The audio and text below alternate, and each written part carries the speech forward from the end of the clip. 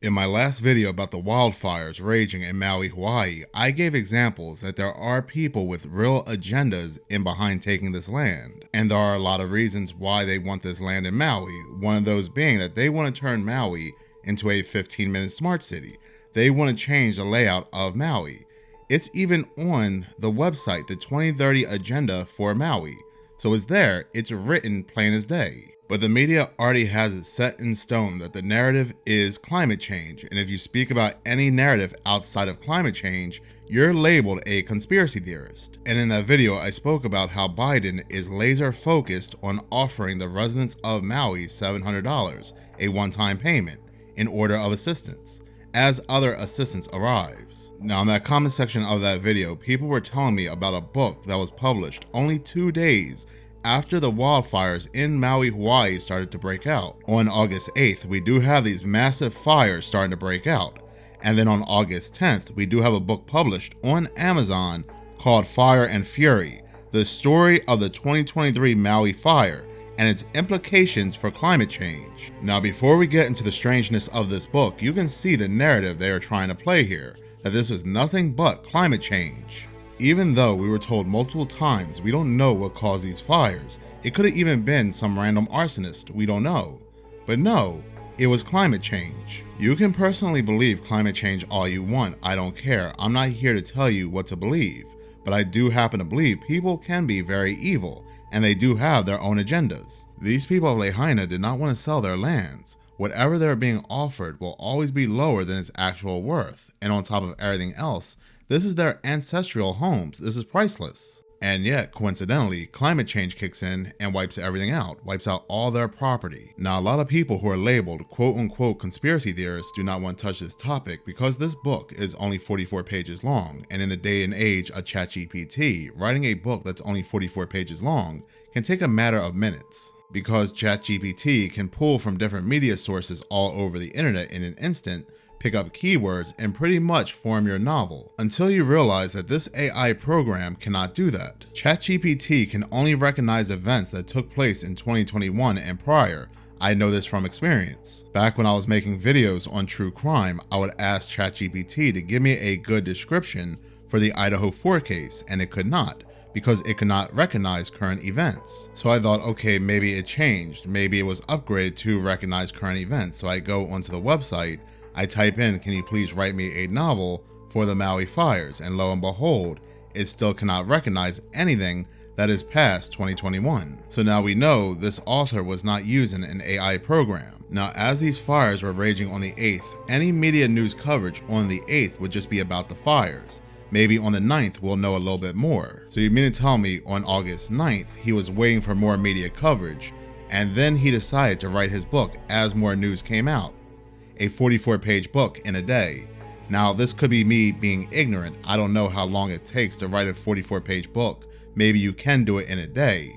But what you cannot do is publish a book on Amazon in a day. And you can Google this. It takes about 3 to 10 business days for a book to be published on Amazon. Not even standard days, but business days, because it has to go through a proper check.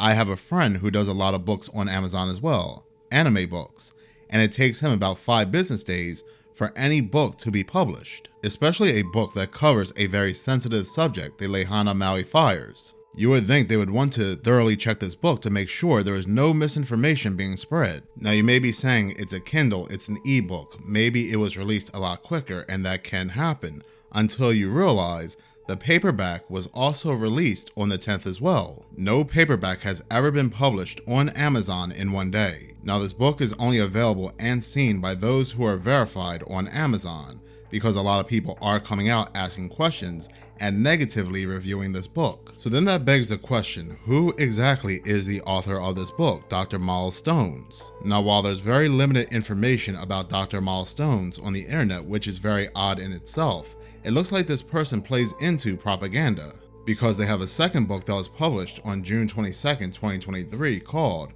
The Life Story of Hunter Biden, the President's Son, A Life of Tragedy, Drama, Addiction, and Scandal. Now, while the title does come off as a hit piece, it is not. It is a very sympathetic novel towards Hunter Biden and even President Biden. The book states he is the son of the most powerful man in the world, but he also is a man with his own struggles and achievements. The book covers his relationship with his father, President Joe Biden, his artistic endeavors, and his legal troubles.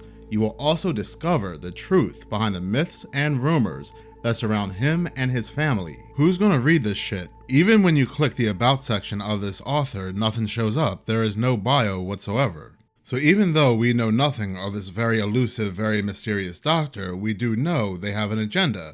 They are pushing specific narratives. This is very odd, this is very bizarre, but you can't ask any questions about this because the narrative has already been set by big media. That's all climate change. And I am sure they will fact check this book saying, well, this is a real author.